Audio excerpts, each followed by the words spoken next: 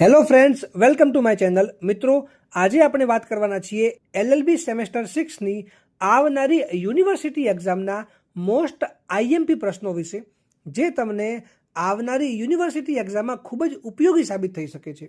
મિત્રો, આ વિડીયોને એન્ડ સુધી જુઓ અને જો તમે મારી ચેનલ પર નવા છો તો ચેનલને સબસ્ક્રાઇબ કરવાનું ના ભૂલતા. Legal aid, paralegal services and clinical training. Question 1. મફત કાનૂની સહાય એટલે શું? તેનો ખ્યાલ, વ્યાપ તથા મહત્વની ચર્ચા કરો. What do you mean by free legal aid? Discuss its concept and scope as well as the importance. Question 2.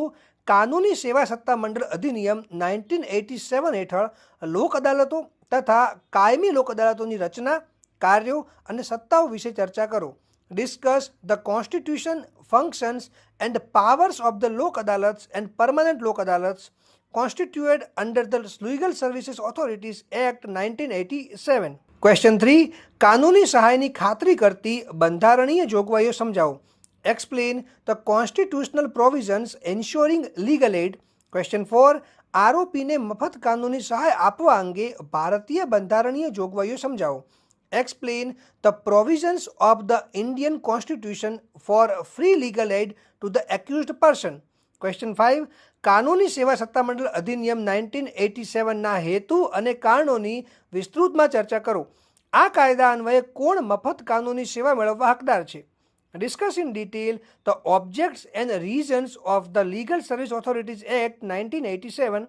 Who is entitled to free legal services under the above act? Question 6. કાનૂની સેવા સત્તામંડળ અધિનિયમ 1987 હેઠળ વિવિધ સત્તામંડળ અને કમિટીઓ વિશે વિસ્તૃતમાં સમજૂતી આપો. Explain in detail about various authorities and committees constituted under the Legal Services Authorities Act 1987. Question 7. ટૂંક નોંધ લખો એટલે કે write short notes. A. Pre litigation સમજૂતી અને સમાધાન અંગેના પ્રબંધો. Pre litigation conciliation and settlement provisions. B. કલમ 39A સમાન ન્યાય અને મફત કાનૂની સહાય. Article 39A equal justice and free legal aid. C. Hussain Ara Khatun versus Bihar રાજ્ય. અને ડી. રાજ્ય કાનૂની સેવા સત્તાધિકારીના કોઈપણ 3 કાર્યોનો ઉલ્લેખ કરો. Mention any 3 functions of the state legal services authority.